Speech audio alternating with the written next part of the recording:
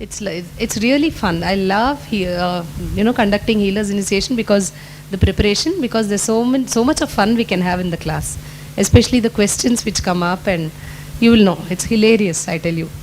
Anyway, so actually, to begin with, where did all this come where Swamiji was? When Swamiji started healing at a very, very young age.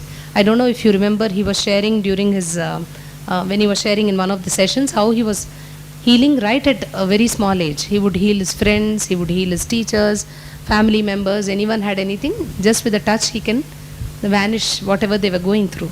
So he had that. Obviously, he was born with, he's a conscious birth, right? So right from birth, he had a lot of powers, a lot of extraordinary extraordinary senses and that sensory perceptions happening inside him. So healing was natural for him.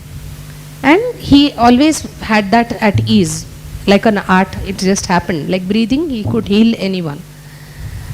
But it so happened that much later, after Swamiji realized the ultimate light, after he wandered across the length and breadth of India, after he traveled extensively, and there came a point when he exploded into the ultimate experience. At that point, after that, when he came back to Tiruvannamalai, if you remember, he spoke about how he completed with his mom, right? After his enlightenment experience, when he came back. In one of those days, when he was staying in Tamil Nadu, near Erode, he was staying, and one of those days, he actually happened to visit the Jiva Samadhi.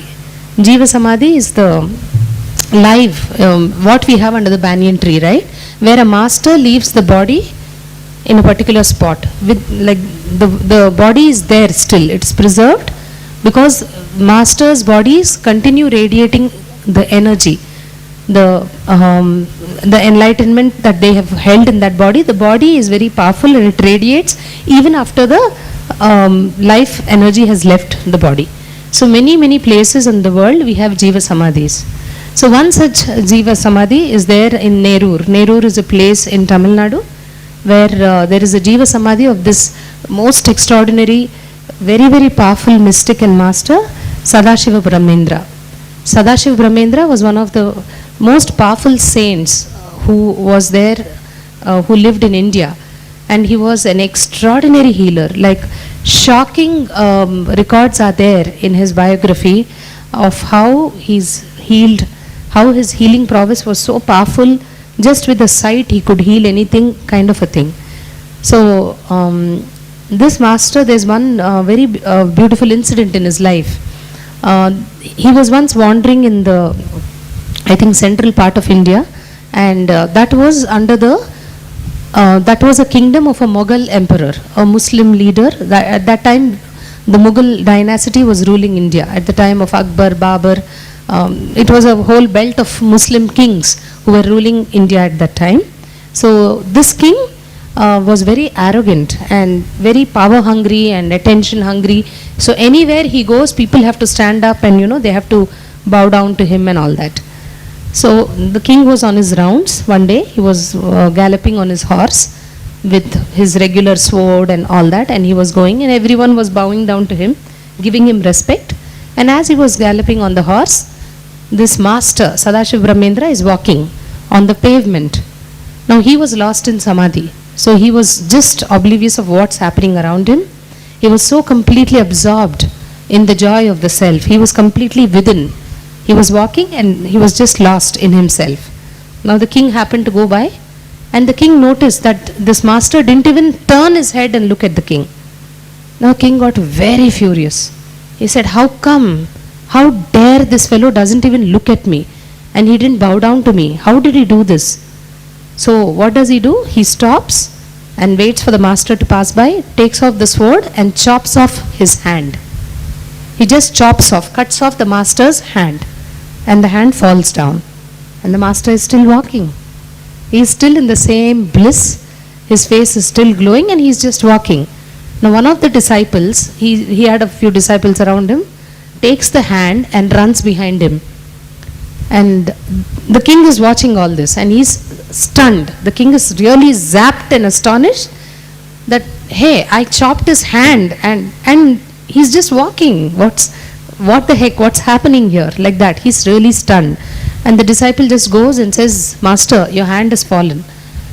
And without a twinge of an eye, he just looks at the hand, he takes the hand and he just does this. And it joins back. The hand joins back to his body and it's normal and he's walking happily. Now the king is really shivering. He kind of gets that this is not an ordinary man. And he goes and falls at the master's feet and he devotes the rest of his life to this master. So that is Sadashiv Brahmendra, a very great yogi and saint, extremely powerful, extraordinarily equipped with the science of healing. So what happened once during Swamiji's Parivrajaka days, he happened to go to this place, to this master's Jiva Samadhi. And when he went there, along with him accompanied his teacher, one of his principles where he was studying. Swamiji actually did very little education. He has told this many times. School and all he would hardly go. And after that he did a diploma. He's not a graduate or a plus 2 or anything. He did some diploma in mechanical engineering or something. So one of his college principals, I think, the diploma principal or someone was with Swamiji in that trip. And by then Swamiji had already acquired the power to heal people. Even before this incident, actually, when he was staying in Erode, when he was staying in that small hut, was it in this IA that he showed that photographs? Did he show the photograph of that hut and all? No, some other. In Hyderabad he showed, I think. I don't even remember now. So Swamiji used to live in this small, he actually used to live in a burial ground in Erode. After he got enlightened and he came out, for many years actually he lived in burial grounds because he always knew that dead people can never disturb you. It's only living people who can disturb you. So the smartest of the humanity, I believe, live in burial grounds. Personally, I also believe that. If you ask me one fantasy, I have a spiritual fantasy of living in burial grounds and going around in Himalayas and all that. Anyway, my life is far from that right now at least. But so Swamiji was living there and he was living on a particular tomb. It was like a person's grave and on top of that Swamiji will sleep on the grave. So he spoke to that person's son, the father was underneath and he told the son, your dad and me are buddies, so he'll not disturb me, I'll not disturb him. In the night I will sleep, in the daytime I'll sit and meditate. The son had no problem.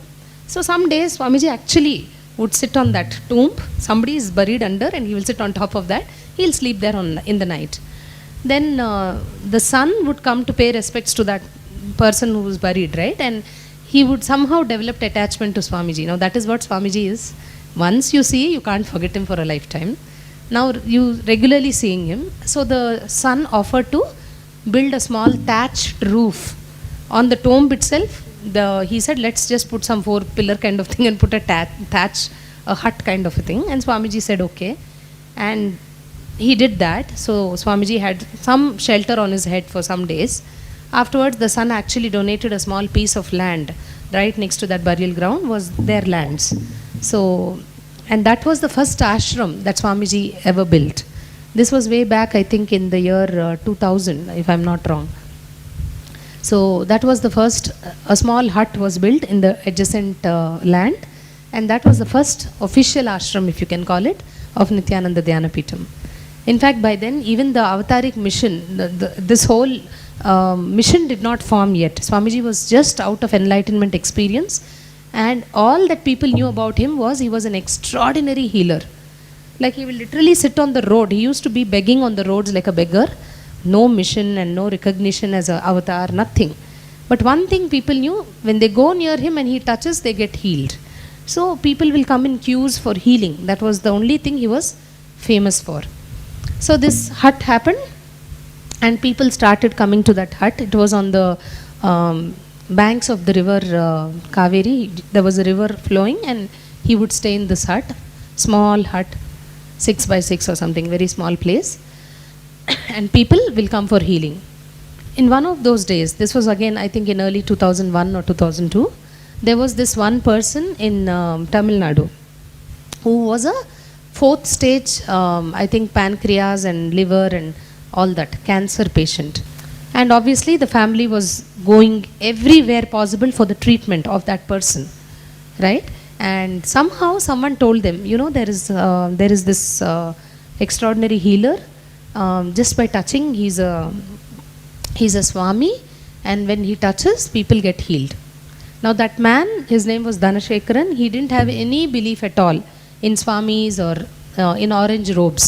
He said all of them are natak fellows, they all do dramas. Don't tell me he can heal and all, I am not ready to come. But somehow his wife's name is Jamuna Rani, she said that no, maybe we should try once. And somehow they, by force, they literally carried him, dumped him in the back seat of the car, and they drove the car and came to this ashram, to the hut. And the hut was so far away, there was no road. So Swamiji had to come to the car, because the car they couldn't drive down to the hut. And obviously the patient can't walk. He's bedridden and he's like almost dying. He had not had food for, I think, 1 or 2 years by then. Not out of some no food samyama, out of ill health, obviously, because his whole stomach, digestive system, liver, everything was gone with cancer. So he was so ill that he couldn't take food, he couldn't take liquids also. So somehow they went, they requested, and Swamiji came to the car, opened the car, and this man is lying down at the back seat. He's lying down. He's this small frame because of the illness. As it is, he's a short guy. So he shrunken, he just somehow opened his eyes and looked into Swamiji's face. Now Swamiji is how old? He's like some 21 or something. A small boy, and he didn't even have hair. He didn't have, what you see now is like an expanded version of the cosmos. He was more, more slimmer structure then. And he didn't have hair. He was like bald, a bald young boy, bald young sannyasi standing. And this man said, ridiculous, what will this small boy, how will he heal me? This is what Dhanashekaran was thinking. Swamiji just smiled and put his hand on his forehead, stood there for a few minutes, and then said, you are healed. And Swamiji left. Now they went off, the car went. I think maybe after some few hours, maybe after some 4 to 6 hours, the car comes back. And this man, Dhanashekaran, this time gets down from the car and walks. He walks up to the hut. They just barge into the hut, and he asked Swamiji, what did you do to me? Swamiji looked up and said, I healed you. No, you did something. I am feeling hungry after 3 or 2 full years. What did you do to me? I am feeling very, very hungry. What should I do now? Swamiji laughed and said, you're feeling hungry, eat. That's all. What will you do? Then he said, hey, you don't know, I'm having pancreas cancer, liver cancer, 4th stage cancer. I'm not supposed to eat anything. And he gives his whole medical history. Swami says, I don't know all that. I know you don't have cancer right now. He says, what do you mean? I'm going to die any minute. Do you understand what I'm saying? Swamiji says, I don't know what you're saying, but I want you to understand what I am saying. You are healed. You can eat anything under the sky. Now that man is shocked. He is just blinking at Swami. Then Swami said, okay, let us test. And he sent somebody to get a roadside food. You know, we have dabas. In India, you get food everywhere. On the roads, you get everything. Like tea, you get food, you get snacks, you get everything. We have a variety. You get food right from 5 cents to right to $50,000 also, you get food like that. If you go to the best of star hotels, you will have expensive food. But if you go to the roads, on the roadside, you'll have a 5 rupee idli. So you have everything in India. So the place where Swamiji was staying, the only nearest available thing was some roadside food stall. And roadside food stall, goes without saying, won't be super hygienic. It will be what it will be. And they got the food from there. They actually got a dhaba food. And that food has all spices and it's made of everything. And it's obviously not like healthy, hygienic. And Swamiji said, eat. Now this man is shocked. He said, what do you mean? I can't eat all this. As it is, my diet is limited. I have to eat with grams, 20 grams, 10 grams, all that for his disease. Swami said, nothing, nonsense. Eat, you can eat. I'm telling you, eat. And he ate that full meal. For the first time, after 3 years or 4 years in his life, he ate a full meal full of spices, chili, everything from a roadside. And in the house, they will do 1,000 things to provide one meal in some 48 hours for him with so much of the so-called cleanliness, this, that and all. And nothing happened to him. Now they were shocked. And obviously the reports showed that it's completely gone. The cancer is cured. So both of them became the disciples, the first disciples of Swamiji, and They started, actually later they shifted to that hut and they started living with him, and maybe for 9 months or 12 months, 9 to 12 months they lived in that place. People started coming for healing, they would regularly come. So by then Swamiji was established as a healer. He will go places, he will go healing. The only thing Swamiji would do in those days is healing. Either people will come to him, or if they are not in a position to come, he will go and heal them. And then slowly they started the 7 Chakras program, the LPP level 1 that we do in Inner Awakening. The first program that Swamiji did had 2.5 people, Swamiji says. Who are the 2.5 people? These 2 fellows and 1 person who will sleep all the time. So Swamiji says he is equal to half because he never attended. He was sleeping in all the sessions. His first program was with 2 people, literally. And now thousands do that program worldwide with teachers doing it. Swami doesn't even do that program anymore, except in Inner Awakening. Anyway, so in one such his travels, he happened to go to this Sadashiva Brahmendra's Jiva Samadhi, right, where his body is there. He went there to pay his respects, and along with him his school, this college principal also was there. Now throughout she is very close to Swamiji. He had a good affinity with her and very affectionate, because throughout his studies this lady supported him in many ways, and she was his devotee more than anything else. She deeply connected with Swamiji as guru rather than as a disciple, as a student. As was the case with many people in school and college, nobody considered him as a co-student or a roommate.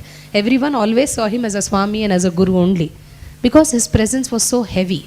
So that radiates, wherever it goes, he would radiate that. So this lady kept on pestering Swamiji. You know how to heal. Why can't you teach me how to heal? I also want to heal people. How can you be so selfish? How can you only heal? Why don't you teach us? Because she's close to him, she could ask him that way. And he was wondering, so much she's nagging. I don't know how to tell another person how to heal. I can heal, but I don't know how another person can heal. Especially people who are not even like, spiritually evolved like Swamiji, even if you call that. How do I make that happen? He didn't know. So he told her, see, I don't know. She said, no, you know, but still you're not telling. Please, you can do anything. What are you saying? You're enlightened. You can download that and you can give me. So she kept on nagging him. All right, they kept talking and they came to this Jiva Samadhi, to this master's grave. We can't call it grave, but I have no better word in English. So they came to the place where the master left the body. They came there and Swamiji stood there. The teacher was also there. And Swamiji was connecting to the master. As he was connecting to the master, suddenly he saw the master in the form. And she couldn't see, right? Because to be able to connect with the higher frequency, obviously your frequency has to be elevated. She was talking to Swamiji only. She could see only Swamiji. And Swamiji was seeing the master, and Swamiji just told the master, see what she's telling me. She's telling me she wants me to heal her. And I don't know how that can be done. Now this lady is looking, she's seeing only Swami, she can't see anyone, but Swami can see this master and he's talking to the master. Now as this lady is watching, the master picks up a darba grass. There is a small grass blade which is typically, it has good healing, it supports healing. It's like a herb. It was there growing all over the place. The master just picks up one and he gives it to Swamiji. Now this lady can see that grass being given to Swamiji. Do you understand this? Without any person, just like how they show in the movies. There is no person, there is Swamiji, there is Swamiji's hand like this and the grass is coming out of nowhere. Invisible space giving the grass. Swami can see the person, the lady cannot see the person. Is everybody understanding this? Alright. So, she could see the grass being given. As Swamiji held out his hand and the master was blessing him, as he was touching the grass and taking it, the entire science of how to have another person be a healer got downloaded into Swamiji from that master's biomemory. That master just blasted that biomemory and inserted it into Swami. That's it. He just received it at that moment. And the grass came into his hand. And the same grass, he actually took a little part and he gave it to this lady. He just gave it to her. The moment she touched it, she became a healer. The Ananda Gandha chakra it is called. It's not a chakra actually. It's not an energy point. It's a very, very subtle space inside you. When that gets activated, you get the power to heal others. And that is actually very, very, very rare. You don't have the science of activating the Anandagandha chakra anywhere in the cosmos. Even in the Vedas, it is recorded only in 2 or 3 places, that's all. Meaning it is that secret. Why is it that secret? Because one has to be highly evolved in order to have access to that science. Do we understand this? Only in Saundarya Lahari, not even in Saundarya Lahari, in one of Shankara's works, I think in Saundarya Lahari only, right? In Saundarya Lahari, Shankara brings references of the Anandagandha chakra and how when it is activated healing can happen. And I think in 1 or 2, not even Manu Smriti. Manu, by the way, is the head of humanity. If you've heard Swami speak again and again about Manu, he is like the father of humanity, if you can call so. He was one of the first human beings who walked on the planet and made all these rules and the societal concept. Everything came out of Manu's intelligence. And Manu is considered to be the son of Brahma. Brahma, the creator, who were there in the beginning. If you see mythologically, all this is only Brahma, Vishnu, Maheshwar were there. It started with the, whether you call it Big Bang or whatever, that blast happened, where Shiva paved the path through rejuvenation, through destroying, and he blasted it, and then the creation started happening through Brahma, and the sustenance started happening through Vishnu. Once all that happened, then came Manu, and other human being, the human race evolved slowly. So this Manu Smriti also doesn't speak about the Anandagandha chakra. Much earlier scriptures, much earlier Vedas, the very Vedas from the Brahma's Mukha, the Vedas probably have 1 or 2 references. And the last we know, the most contemporary, is when Adi Shankaracharya brought it up in his verses. Adi Shankaracharya is another incarnation, another saint. He is the saint who propounded the Advaita theory. Hinduism has been revived and established by Adi Shankaracharya. So in his works, he mentioned Anandagandha chakra. And the Puranas say that this chakra or this space inside you can be opened only when you do hundreds of years of penance. Hundreds and hundreds of years of penance, till the time when your hair and your nails overflow on the ground to kilometers. They say the nails have to touch the ground and overflow. At that point, you may get access to this chakra. Do you understand this? When I say nails have to overflow, means that many hundreds of years you have to be doing tapas, sitting in penance, in samadhi, literally for you to acquire the science of opening, activating your Anandagandha and being able to heal your body and other bodies. That kind of a, it's that kind of a profound, I don't know what to say, awakening that can happen inside you. And that Swamiji does with healer's initiation. Just in seconds you will see, he will open it for you. And you will see the difference. I can promise that to you. You will see something happening, it just happens. So that's the power of an incarnation. An incarnation holds the power to give you that kind of an access. And it is I feel his immense compassion that he has literally brought this science down to earth like this. Today we have more than 6,000 initiated healers across the globe. All of them doing the job of what Swamiji's 2 hands sitting here do. Swamiji has always said that physically in the body I have only 2 hands. And you have 7 billion people out there. So all my healers are extension of my very hand. When you are stretching your hand to heal someone, remember my hand has extended into your hand. That's what he says. So you're literally having Swamiji's hand stretched through you and the energy goes into someone else. Connie, don't read the book now. Please close it. Don't read your books. We'll come. Tomorrow we'll spend time with the book. So he says, all my healers are my extension of my hands because I have only 2 hands. Physically, if I have to stretch these hands, it may not be possible in all places. So he's created healers. He says, all my organizers are my extension of my head. How many of you are organizers in this room? Organizers? You organize Swamiji's events, programs, satsang centers, 4, 5 of you all. Yeah. So you should know that he always considers his organizers as his head. He says, with one head, what I can think and administer, all my organizers are extension of that one head. There are hundreds of heads who administer like me wherever they are. So, and he says his teachers are his extension of his very voice. He says, with this one voice, how much I can reach out? All my teachers, when you become an acharya, we have a teachers training program.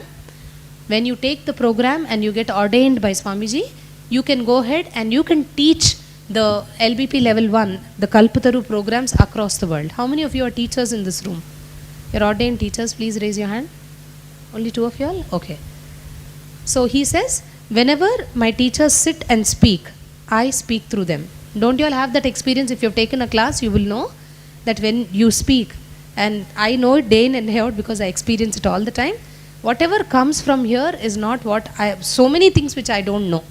So many things which are new to me. Actually, I make notes. I always tell the volunteers to be ready. Whenever the classes are happening, immediately I'll tell them, this is new, take the notes, because we can include it into the syllabus. I know every day I have at least a few things to go back and write which are new. So even if you're prepared, it doesn't come per that. It's always Swamiji who speaks through you. So he says, my teachers are an extension of my voice. I think so that is the most beautiful thing about Swamiji, that he wants to continuously serve the world more and more and more through more and more avenues. He doesn't want to limit teachings, doesn't want to limit people's growth and expansion by making them come here and physically sit. That's why you will see so many ways in which he is reaching out, whether it's podcast or internet or web or hundreds of things he's doing, right? The YouTube. I think he's the only person on the planet who is so actively internet and electronic savvy and so very Vedic also. It's so difficult to comprehend both dimensions in him. On one hand, he's purely Vedic. On one hand, he comes out of I think he shared with you all, when he goes to the shower and comes out, he doesn't touch yesterday's clothes. That kind of Vedic, he has that kind of Vedic values. And on one hand, he's like ultra high-tech, tweeting people and giving boons on Twitter and on podcast and going through webinars, and it's like two worlds, and two worlds meet inside. Yeah. So like that, when he actually gave her that piece of grass, that he could just awaken her Anandagandha. He could open that space inside inside her, which now was capable of being Swamiji's extension. Right? All that the healers need to do is get into a very simple meditation called the Anandagandha meditation. Whenever you're getting into healing, you just need to fall into that meditation. You will see energy gush through you. Swamiji's energy flows through you, energy reaches the other person, and healing happens. The basic thing with Nitya spiritual healing is just its transfer of cosmic energy. That's all. So wherever there is disease, wherever there is a disorder or a medical condition in a human being, energy is less. Yes or no? Isn't it? There is a significant impact on the energy levels of the person. Through energy, Swamiji does the healing. So if you're thinking you will be doing the healing, no. Good news is you will not be doing the healing. Swamiji will be doing the healing. He'll be doing it through you. Thank God that you and me are not doing the healing. So he does it through us. After the initiation is done, then you will be eligible to do that. Now there are criterias, there are a lot of things which we'll talk about tomorrow. Thankfully, no. Nothing can change Swamiji's energy. Swamiji is beyond change. No? See, he is the consciousness which is beyond time and space. Change can happen only if you are bound by time and space. Especially energy, when you talk about. Anything that undergoes a transition can happen, you are bound by time and space. Where he is, beyond time and space. So, he cannot get influenced. He can only influence you. You cannot influence him. You get that? See, even he can influence you because your mind is present, and obviously he is in the mindless zone. So, the other way around cannot happen. That is why even when you go up to him for darshan, you can't do anything to him. He only can do something to you. So, you will see your thoughts will that's why drop, because he is in that thoughtless space. Yeah. Okay. So, that's how the first healer was born. In the Jiva Samadhi, in the presence of Sadashiva Brahmendra, the saint, Swamiji received this education from him, got the download from the very cosmos and that master, and he gave it to this lady. Then after that, when he came back, The other two who were there and a few of them who were there also asked him, Swamiji, can you give us also? Can you give us also? So from then the tradition where he started initiating people started. But unfortunately, human beings take things for granted. When you have anything which is extraordinary, it's like very beautifully, Ramana Maharshi, enlightened master from South India, very beautifully he says this. One of the best sayings that I love the most, when he describes the mind, he says, the mind is such, the mind of a human being is so cunning that until you don't get something, it will show a mustard seed as a mountain. Till you don't get something, it will show a small mustard seed, it will show as big as a mountain. And the moment you run and get that mountain, the so-called mountain that you see, it will reduce a mountain to a mustard seed. That is how cunning your mind is. Till you don't get something, you are desperate for it. You have immense value for it. But the moment it comes into your hand, you just lose all significance for it. Why? Because you're already looking at the next mountain. What next? What next? What next? So unfortunately, even with the master, this happens. Really, Swamiji has told this so many times. After becoming ashramites, people don't work. Why? We don't know. I don't know if you all have heard, at least 100 times he would have told in morning satsangs. People can come all the way from Africa, America, Canada, Australia. They will sit in the flight, stand in the flight. They'll even come walking. They won't have money. They will beg. They will borrow. They will kill someone, get the money, beg, borrow, steal. They'll do everything. But after being in this campus, from here, from Anandapuri, which is right behind where all of us stay, till Chitsabha, they won't come. They won't come. That's all. Now he is live. You can get to sit with him physically. Nah. Because the mountain has become a mustard seed. That's why. Because what seemed like a wow till you got into the campus becomes okay. Granted. Because of the mind. So same way, when the healing wave started, everyone was so enthu. And we are healers now and this and that. But after that, what happened? It died down. Slowly, they will not even, and Swamiji gave them instructions. Every day, at least once, practice healing. Mandatory to heal at least once a day. And when he said healing, he is not saying catch hold of only a human being. Anything you can heal. You can heal yourself, you can heal this mic, you can heal the stones, you can heal anything. The point is you get into that space of the Anandagandha meditation and extend healing. You can do that. But then people, as I said, we take things for granted and they stopped healing. Then Swamiji said, no. It is such a precious science. Imagine if you had to sit for a tapas 1000 years and then get it, would you do that? But he gave it so freely. He's just telling, okay, take it, and he's giving it. People are not giving value to it. So he said, no, I'll not do this. Let me have a proper 3-hour introduction about healing. And let me see, maybe with that I can give some importance, explain the importance of that to people. So he started telling 3 hours. First they will speak about the healing significance and then he would give the initiation. Those guys also some days, maybe some 15-20 days, they will be with it again, back to normal. No healing, nothing, they'll forget and live their way, normal life. Now from 3 hours it became a half-a-day course. From half a day then it became a 1-day course. Why? Just because people know the value of what they're receiving. From 1 day it became a 2-day course. So very soon, we never know if it becomes a 21-day inner awakening in itself, if people continue doing what they're doing. So like that, it came to actually 2 days. But the real job is only those few seconds he spends with you. But all this preparation is for you to know the value of what you're receiving. It's not a small something you're receiving. It's an extraordinary gift that you're receiving. Outside, if you're a medical student, how many medical students in this room? How many of us are medical students? Okay. If you're a medical student, is it how many years is medicine in the US? 4 years. Here it is 5 years, right? And when you get to do that, you can't even do all parts of the body, isn't it? After the general medicine, you have to do a specialization. How many years is that? 4 years again for specialization. Here it's 2 years, ma? Here. So whatever. So that 4 plus that 4, 8 years you have to study in order to be able to treat one part of the body. Am I right? For example, cardio. For example, pediatrician. Or example, gynec. Just to be an expert in gynecology, I have to do 8 years of study. of medicine. Only then I can touch the stomach and whatever, gynec related. I can't go and do a heart surgery if I'm a gynec. Do we understand this? With 8 years of intensive study, I can only do treatment for one body part. If I'm for example, a cardiac surgeon, I can't do a brain surgery. I can only be a cardiac surgeon after 8 long years.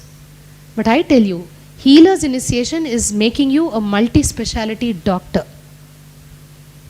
Just with this one day, you will be able to heal any part of the body, any disease in a human being. Without using the knife and the scissor, of course. You won't obviously medically intervene and cut and do anything. But just with the sheer energy that Swamiji's will flow through you, and your own sincerity and intention, your intensity of connecting with him, you will see miracles can happen to people. That is how powerful this program is. And I would invite all of you to first get that. First understand how huge and how powerful this program is. Okay, it's not a small something you're receiving. It's an extraordinary gift. And by the way, you have an option of not being a healer. This is not mandatory. This he is doing to make wonders be available for your being. You must know whenever you're healing others, who's getting healed first? You. Your energy goes up first. It's like a hose pipe which is watering the plants. Before the plant gets wet, what gets wet? The pipe has to get wet, no? Because the water is flowing through the pipe onto the plants. So when you are healing another person, the energy is flowing through you to others. So you will see that is the reason why more than anything else he wants human beings to be able to be self-healers. With the ability to heal yourself, you will see your dependency on medication comes down heavily. Even now, we practice all the time. Of course, we are with Swamiji, it's a different thing, but I know, when I say we, I know healers outside, my friends and people back in my hometown from where I came, without medicines, they heal each other and they come out of disease. And that's something really beautiful, no? So for that, he wanted to include this. He wanted all of us to know the prominence and choose it. You have to choose it as something you want for yourself. So if anybody in the room does not want to be a healer, please raise your hand. If you don't want to be a healer, there's nothing wrong. You can choose not to be a healer. Only that you will not be a part of this initiation, that's all. You have a choice. If you're ready to be a healer, then we'll start the program. We can start the preparation. If you're not, you can tell us, and you can be, just for this one day, you can be out of the class. Anyone who's not interested in being a healer? Okay, great. Good. And we'll get into the nitty-gritties. As I said, there are a lot of things. We'll speak about all of that tomorrow. Don't worry. If you have questions, keep them till tomorrow evening. By evening, if your question is not answered, then ask me. And we'll anyways have a exclusive question answer session. Okay? So that's how the entire science of healing got reproduced into other human beings by Swamiji. And interestingly, when this ashram was donated way back in 2003. When Swamiji's, that was the time when Swamiji's mission got revealed to him. You know, through divine vision, he got the vision about how Dhyanapitam, Life Bliss Foundation, which is called in the West, and Nityananda Dhyanapitam, this entire yoga, dhyana, bhakti, you know, the all path fold that the mission follows, got revealed to Swamiji. When that got revealed, Swamiji was clear that it's going to happen in a place where there'll be a huge banyan tree. A banyan tree that's being guarded only so that it can be given to him. You remember the first day I was speaking? Do you all remember about how there was a snake and there were demigods in this place? In fact, this entire land was a snake farm. No, really. It was a snake farm. There were like over, I don't know how many thousands of snakes were there. Entire land was a snake farm. Thousands of snakes were there, and this whole thing was like a forest. Still, the early people who were there with Swamiji when they came into the ashram still will share with us that they used to see cheetahs, tigers, peacocks, bears come. You know, there's a forest range close by. Of course, there was no habitation and human beings, so animals would get into the ashram also. That's how this place was when this place was donated to him. So when this place was donated to him, The whole place was just a barren land. I don't know if you remember, I spoke about this in the ashram tour. It was just stones and rocks, that's all. There was not a single tree anywhere. And people were shocked. How can this place, it's not even livable. There was no water. It was just dry twigs and weeds, and you just can't live. And Swamiji just said it will happen, you know.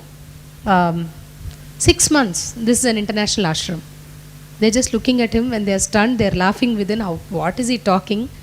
And he is not even like how he is now, he was just like one amongst them, like a kid only. He was like a college kid, 21 years, 22 years.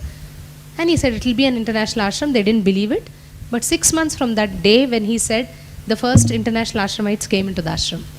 From the US, he's a patented scientist. The first person who joined this ashram from the US is a well-known patented scientist in the US. He and his wife, they left all their properties there, settled in the US. Of course, they followed Swamiji and they moved with family, and since then there was no turning back. We started having programs. Now you can see the ashram has all nationals living inside. And even water, I know, came like that only. There was not a single drop of water. They called experts and they said, this land is barren land. It's only rock till like lot of feet underneath. You can't get water. All that Swamiji will do, he'll take that. He used to have a walking stick. He still has. When he's in Samadhi, he needs something to hold on to. For him to get into it's actually very interesting how difficult it is for us to leave the body. You understand? For us to experience something outside our boundary is very difficult. That is why when you sit in meditation, you feel so restless, because you are so attached to the thoughts, the engrams of this body. Interestingly, for him, it is equally difficult to remain in the body. Because he is always in that expanded boundaryless state, literally like a balloon. He feels like this, if you can say that. It is very difficult for him to get into this small frame. He has once told us that it's like a huge elephant getting into a small hut. He has to squeeze himself and bolt himself into this body. For you and me, it is impossible to get out of this body, unfortunately. Look at the paradox. So for him, it's very difficult to remain in this body. That is why he has these things, the stick and all that, so that he knows the boundary. Otherwise, he doesn't know the boundary. He can just, even to put one, you will see, I don't know if you all have noticed, in the morning after satsang, one step he puts very carefully. I don't know, he can't walk fast. Even after darshan, if any time the screen is open and he gets up and walks, he can't walk. He'll be like that. Because he's expanded, like he's out of the boundary in those moments. Anyway, so with that stick, the stick that he had, Swamiji would just tap, dig here. They'll dig and water will come. There. Wherever he kept the stick, water came. Swamiji says, what is there? Varuna Deva was with me. Varuna Deva is the lord of water, rains. He said, whenever I put the stick, he came down and he blessed with water, that's all. I tell you, it's been so many years, 2003 to what is this now, 2012, 9 years. We never have a water shortage or problem in the campus. Everywhere you'll see taps. Water is just in abundance. And I know of areas which are dry all around, where there is no water. In this land, we don't have a dearth of water. Abundance.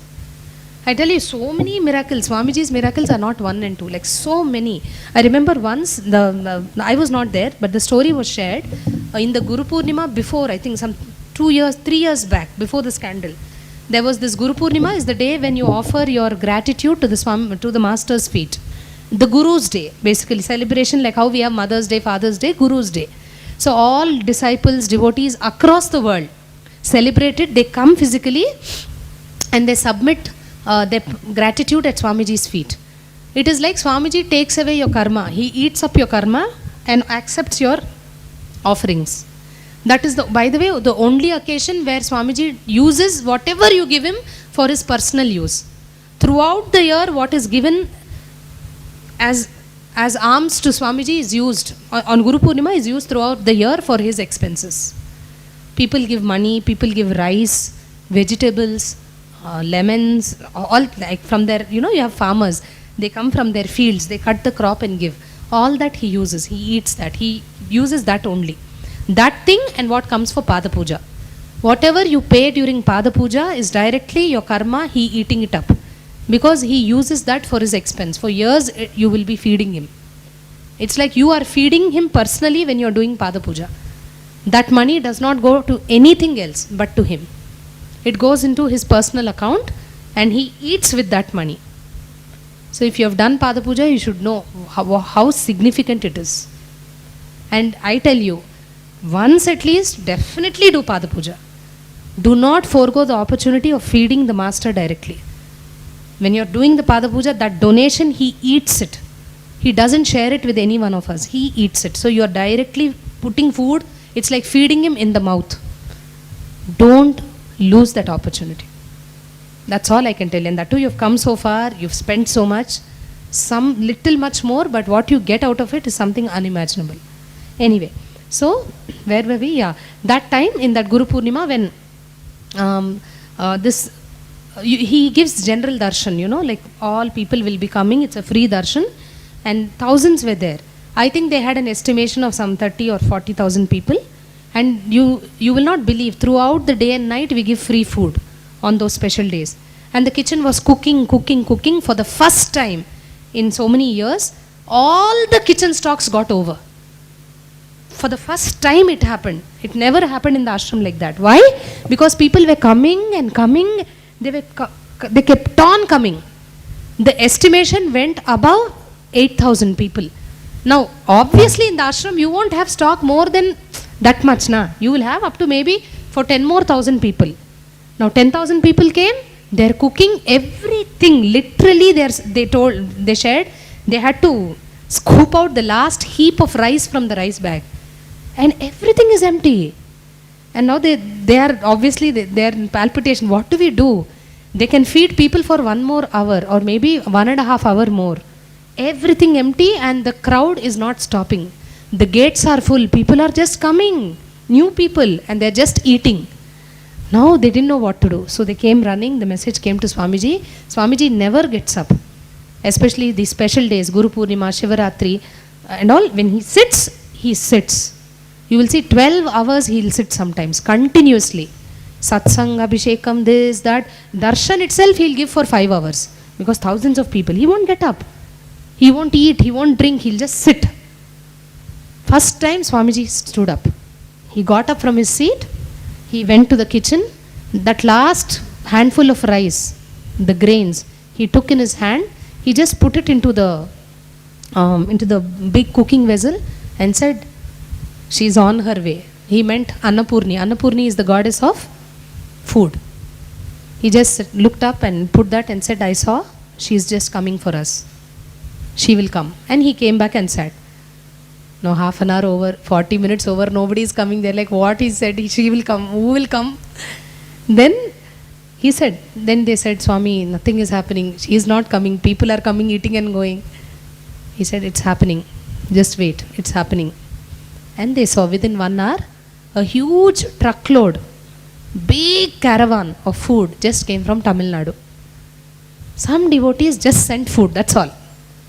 Now they know who sent it, obviously. And immediately that food that was used. They sent cooked food, they said uncooked, whatever was used. And not a single person went without food on the campus. Not only that, the stock was enough for the next many, many days. That came in that lorry. Because it was not, they couldn't exhaust the stock. It kept on coming. It was like an Akshay Patra, meaning it just kept filling itself.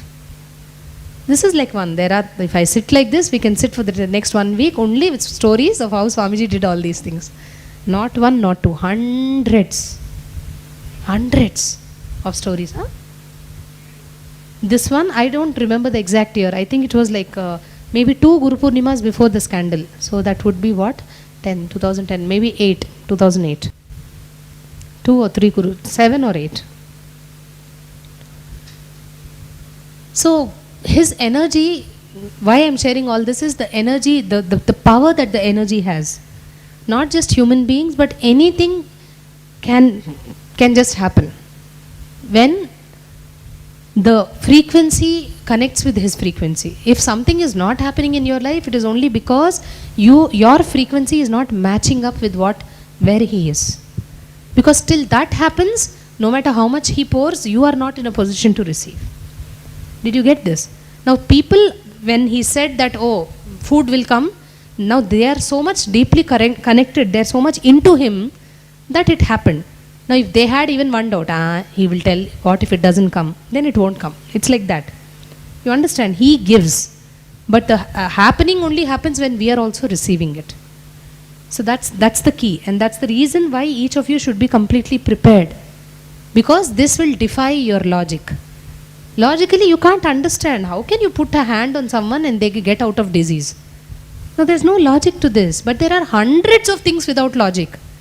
Tell me, how is the sun coming up every day? Tell me what logic is there for that. There's no logic. There are hundreds of things like that. Right? So what's important is that we put aside our educated, civilized logic aside. And just get into the experience of receiving. And then you will see so many things can express through you. So many things. Without your knowledge, they'll start expressing themselves through you. Do you get this? So, like that, the first time when he came and the water, and I was speaking about that, right?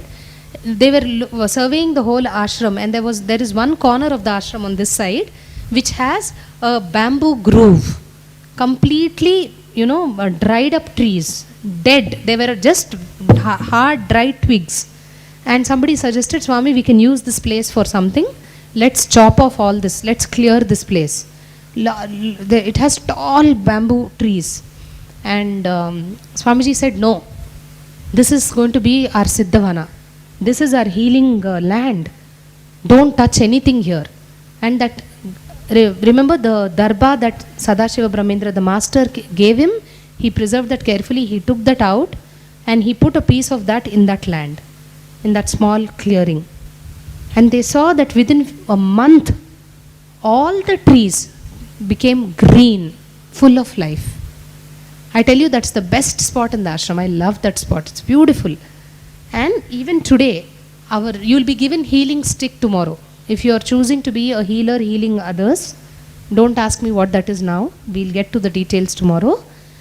When you're given that stick is gotten from that space.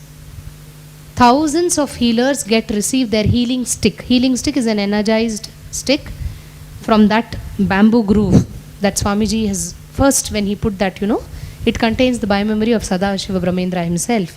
Those sticks Swamiji gives during healer's initiation even today. That place supplies the sticks. So that is still there, and tomorrow you will get to know who will get the stick, who will not get the stick, and all that. Okay? So that's a little bit brief about the history of how the science of healing came into existence in Dhyanapitam. Eventually, thousands of people started taking the healer's initiation. Thousands of miracles have happened through healer's initiation. Thousands. Where people have experienced Swamiji. In so many forms they see Swamiji, I tell you. Not just when you're healing. Just holding the mala and falling into Ananda Gandha. Ananda Gandha meditation is the blessing you will get tomorrow, I tell you. The biggest blessing of your life is Ananda Gandha meditation. If you can get into Ananda Gandha, you are unclutched. The direct technique to unclutching is also Ananda Gandha meditation. And people have seen miracles with Ananda Gandha meditation and with the mala. Just by holding the mala and doing the meditation, people have seen wonders happen. They've reported wonders happen. There was this person, this lady from France, I think. There was a burglar in her house in the night. She and her son were sleeping. This guy came in and she was having, the mala was there. She had the mala. She took it off when she was sleeping. It was there next to the pillow. And this burglar got into the bedroom and he was standing with a rod in his hand. Now she just got up, and when she was getting up, her hand just picked up the mala. The moment the mala she held, and she just kind of fell into the Ananda Gandha, thought about, just did that. That meditation is just a contemplation, by the way. You will get to know tomorrow. That thief who had come and who was standing with the rod, he froze. No, you can't understand this. That's why I'm saying you'll have to put your logic aside today and tomorrow. No, really. Like how in the movies they show, he froze. Like he became a statue, literally. So slowly she moved and she went to the telephone to call 911 or whatever is that for their country. She put the mala aside and picked up the receiver, and this man started moving. Then she realized, and no, really, we have a testimonial of this lady. It's true. And we have the police affidavit also. That's why I'll tell you what happened later. Very funny. She picked up the mala again immediately because she realized that fellow is moving with the rod. See, if he stole something and went away, it's one thing. He wanted to hit these people, kill them and go. Typically, there are people who do that. Again, she picked up the mala, she held it, and with the receiver in one hand, again he froze. He just froze. Then the police came. After the police came, she released the mala. That fellow moved. They arrested him. Now the fun is, after he went to the police station, that person filed a case on this lady, saying she did some black magic in her house. Otherwise, how can I freeze? She did some black witchcraft on me, and I did not move. So I am filing a case on her. Of course, that case did not stand in court. That's a different thing. But that's how it ended. And that's where she sent the complaint that fellow gave. She faxed that affidavit to us, saying, this is what happened. Another lady from Tamil Nadu, she was one of our teachers before the scandal. She was not working. One day she was coming from somewhere. It was quite late, like I think 11 or 11:30 in the night. She was literally on the last bus. She had to take a bus. Her house was far away from where she was traveling. And she got into the bus and saw that, the bus was empty. There were no ladies, and there were some rowdy fellows, some disturbing elements drinking and in the bus. The driver is not saying anything, and she sensed that the atmosphere is not right. They were kind of advancing towards her. All she did is held the mala, do the Anandagandha. Suddenly the bus stops, and I'm telling you, this is in Tamil Nadu, like in some remote place in Tamil Nadu, and a Punjabi inspector gets into the bus. A Punjabi cop. Punjabis means it's a caste in India, Sikh. Now it's very rare to find Punjabis in Tamil Nadu, that too. He's a proper Sardar, and he gets into the bus as a cop. And he stands in the bus till the bus goes to the destination. He gets down and he sees the lady off till her doorstep, like till the lane, right? Now this is over. And she was obviously grateful. She was crying out of gratitude. She thanked the cop. Now this got over. She didn't tell about this to anyone, okay? After 3 months of this happening, maybe this happened in September or October, November, December, we had Jayanti. Jayanti is January 1st celebrations. Swamiji's birthday celebrations. You saw the procession, right? Like that, we take out a procession on a couple of days. The procession was happening, thousands of devotees across this side, that side, everyone was there. And this lady also, this teacher, she was standing. Now the procession, the what is that? The palki moves. The carriage moves ahead, and Swamiji, from the corner of his eye, he caught that lady. She was standing there and she was doing that. And she did not share this incident with anyone, I tell you. She didn't tell us, she didn't write to us, nothing. Nobody knew about it. Swamiji just saw from the corner of the eye. They went like some 200 yards it went off. He looked back and he called her. Now, she took some time to come and she came running. And he just asked her, police dress eppudu irukuma? How was the cop dress? Huh? How was the dress? And that's it. What you're saying, ma? You were there? See, she was there in that procession.